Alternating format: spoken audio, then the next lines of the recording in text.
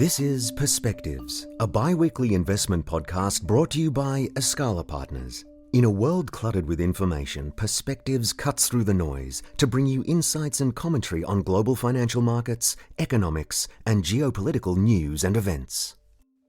Welcome to Escala Investment Perspectives. A lot can happen in 2 weeks, and although tensions in the Middle East have been simmering for some time, it's always a surprise when conflict starts. There are, of course, numerous scenarios that could play out and a lot of unknowns at this stage. However, so far, markets have reacted largely as expected, with gold and energy rallying and equities softer.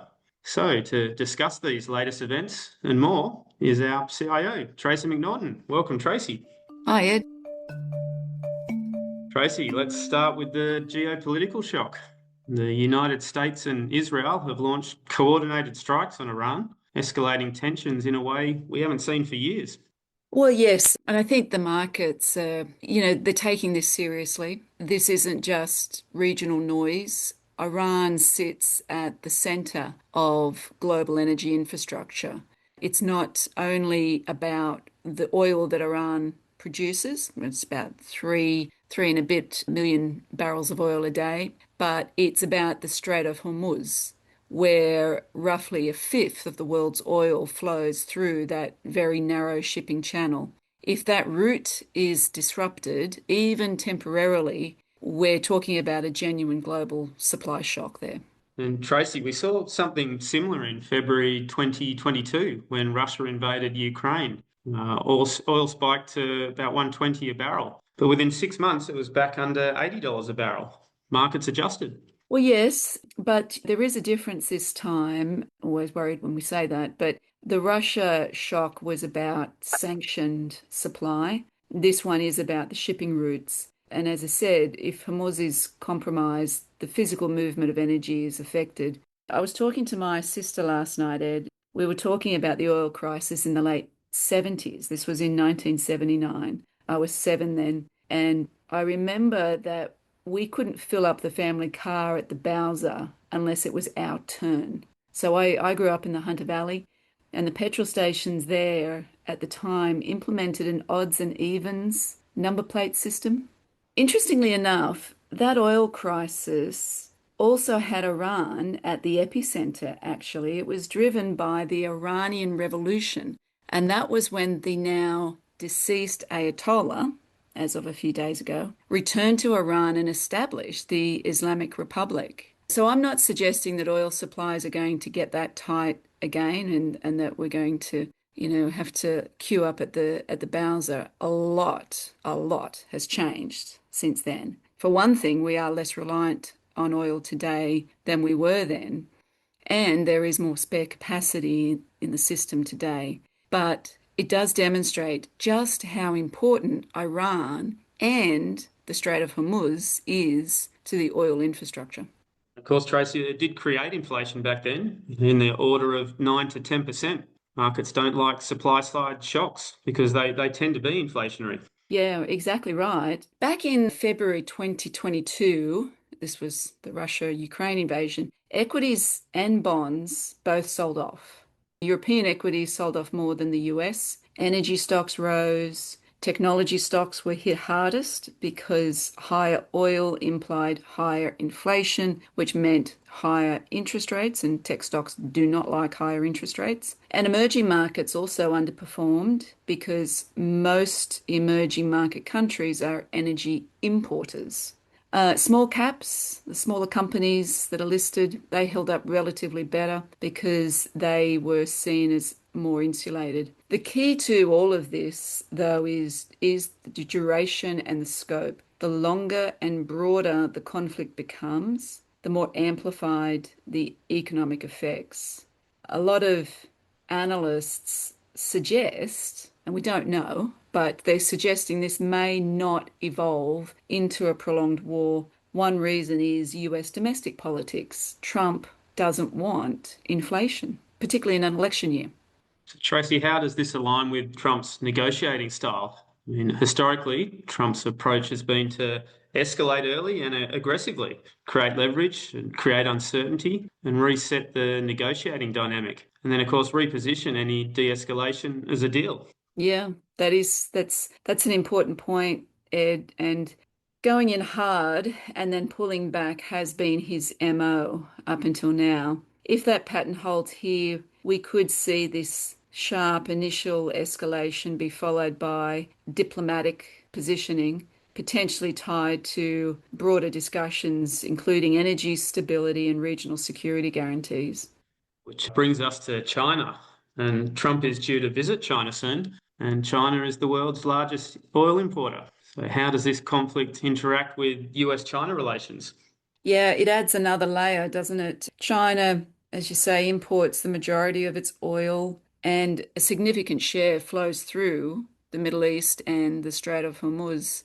Any disruption directly affects China's growth outlook. We are seeing that in the Chinese equity market right now. So Beijing has a strong incentive for stability in the Gulf. If Trump escalates and then signals a willingness to stabilize the situation, that could create diplomatic leverage ahead of their discussions later this year. Both the US and China would benefit there from avoiding a sustained energy shock that pushes the global economy into recession. So, Tracey, let's zoom out now. And we've talked about the immediate conflict and market reaction. But stepping back, are we entering a fundamentally more dangerous geopolitical era, or does it just feel that way? Well, the long arc of history tells us two things at the same time. The first is that power shifts are normal. Over 2,000 years, global economic dominance has rotated repeatedly. China and India were the largest economic powers for much of recorded history. Europe rose later, and the United States only became dominant in the last century. The long-term GDP data shows how dramatically global economic weight shifts over time. And when a rising power closes the gap with a ruling power, well, tensions tend to rise. That's the classic dynamic, sometimes referred to as the rising versus ruling power problem, obviously enough. Historically, many of these transitions have ended in conflict then as a result. And here's the second point, and it's crucial, I think, for investors. Despite rising tensions today, we are still living in an era of unusually low conflict compared to much of history. If you look at the percentage of years in which major powers fought one another, the post-World War II period is remarkably calm. Now, that's largely the reality of the nuclear age. Ironically, the cost of direct conflict between major powers is existential. So we have rising tension, but not yet systemic breakdown. Yet the word geopolitics feels like it dominates everything now. Yes, it definitely does. Mentions of geopolitics in media and financial commentary have surged over the last decade. But the data shows something interesting. Perceived threats often exceed realized events. Historically, geopolitical shocks tend to create sharp, immediate market drawdowns, but those drawdowns are often measured in days or weeks rather than years. Markets tend to re-anchor to the macro fundamentals fairly quickly. Think about how we've readjusted to the Russia-Ukraine situation. We have a historical scenario analysis tool, Ed, that we all use at Escala to run our portfolios through. The biggest impacts on portfolios have been around financial and economic events. Geopolitical events have had the smallest impact on portfolios historically. So when investors assume every geopolitical event is the start of a structural bear market, history suggests caution. History suggests humility. The median recovery time for equities after major geopolitical events has typically been short. Even bond markets show no consistent long-term impact following geopolitical shocks. That doesn't mean risks aren't real. It means that markets, though, are adaptive. So, Tracey, what about defence spending? Are we entering a structural rearmament cycle? Possibly, I think, yes, I think that's very possible. But fiscal reality also matters. Military spending as a share of GDP remains low relative to much of history, at least at this point in time. After the Cold War, many developed economies enjoyed a peace dividend. But government debt levels are much higher today. In the United States, interest payments have now surpassed defense spending. According to my US debt clock app period, spending on defense amounts to $930.9 billion. 930.9. Interest expense on debt is 991 billion. So the US spends 60 billion more on interest payments than it does on defense spending. Historically, that has been the sign of a declining power when they spend more on interest than on defense. That debt creates constraints. Large, sustained increases in military spending are politically and fiscally difficult outside of a genuine crisis. Now, at the moment, the US, they've got a third of their deployed fleet positioned in the broader Middle East region. That's expensive. Tracey, then there's globalisation. And for years we were told economic interdependence reduces the probability of war. That argument goes a long way back. The deep trade integration made war irrational. That's the thinking. Global trade as a share of GDP was very high before World War I, but it didn't stop the war from happening. So interdependence doesn't eliminate the conflict. However, it does raise the economic cost of damaging relationships. Today, we live in the most interconnected world in history. Supply chains, capital markets, digital infrastructure, energy flows, people flows. That connectivity does increase the cost of escalation. There is more to lose in the current climate. We're arguably less globalised than we were a decade ago.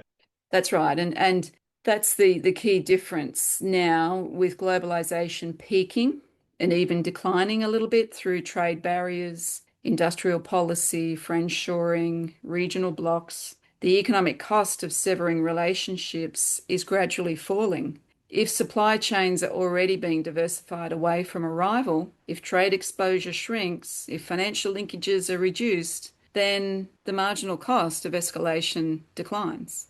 So deglobalization, though, we should say, doesn't make conflict inevitable, but it weakens one of the structural breaks that previously discouraged it. Tracey, now the big question, where does that leave investors? Well, I think three things are important here, Ed. First, power transitions are long-term processes. They are measured in decades, not days. The second point to note is that geopolitical shocks often create short-term volatility, but markets historically refocus on growth, inflation, and earnings. And the third point to make is the bigger structural story isn't a single war.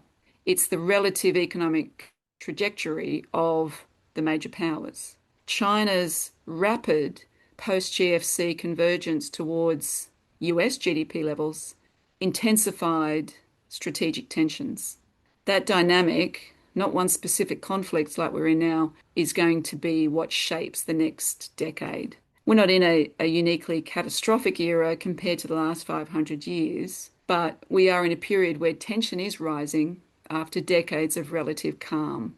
And so that likely means more episodic volatility because, as we know, transitions are noisy.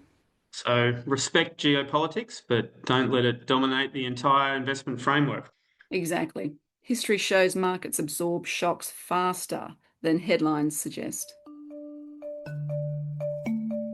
So Tracey, let's pivot to private credit now. And it's been back in the headlines recently, and some managers have tightened withdrawal terms, and it's prompted questions about risk. Is there something investors should be worried about here?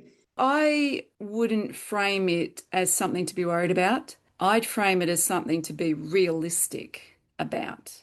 Credit investing is fundamentally asymmetric. So what do we mean by that? When you buy equity, you have upside and you have downside.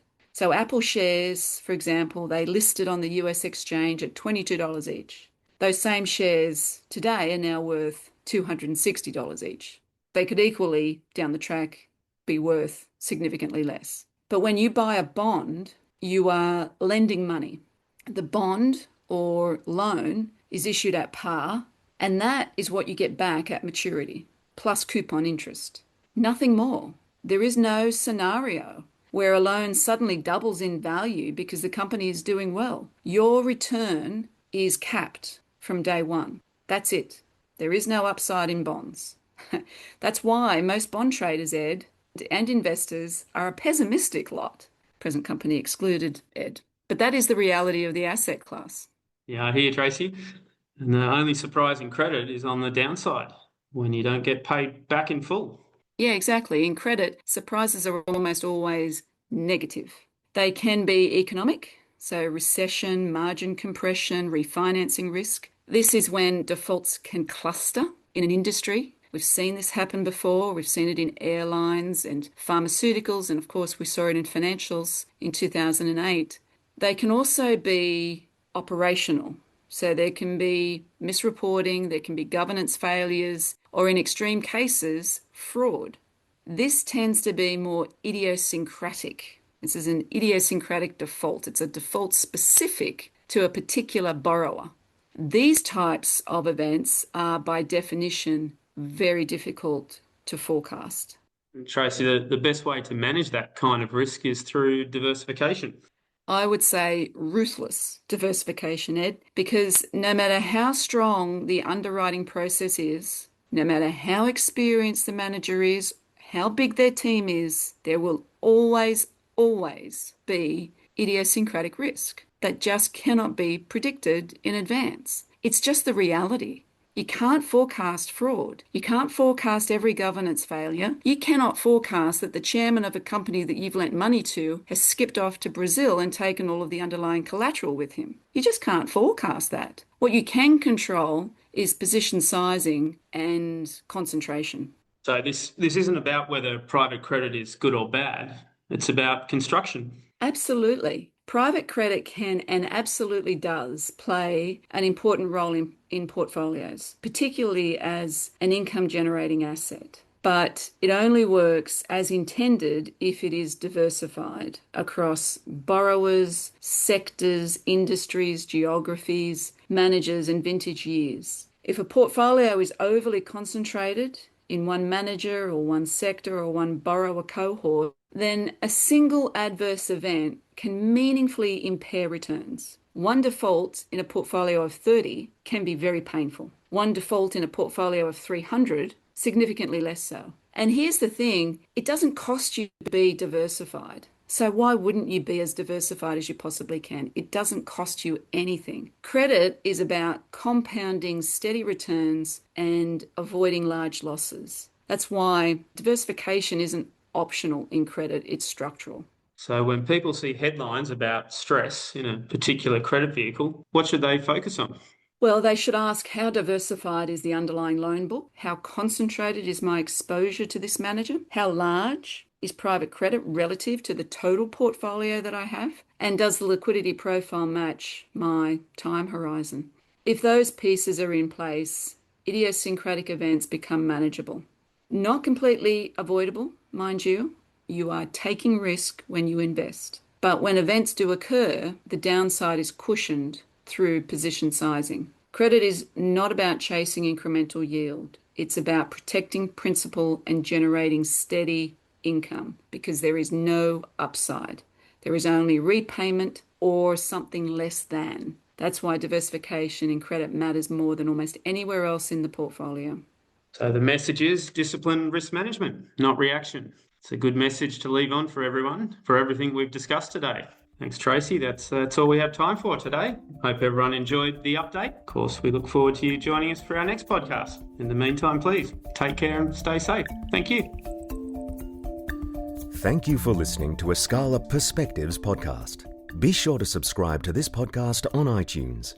You can connect with Tracey by visiting escalapartners.com.au. Escala Partners is a corporate authorized representative of Escala Wealth Management, which holds its own AFSL. This podcast has been prepared without consideration of specific client investment objectives, financial situation, or needs, and is for general information purposes only. Please don't rely on it for the purpose of making an investment decision. You should seek independent financial and taxation advice prior to making any investment decisions in relation to any of the content considered in the podcast, and consider any relevant disclosure documents. If you require any further information regarding the matters discussed on the podcast, please contact Escala Partners.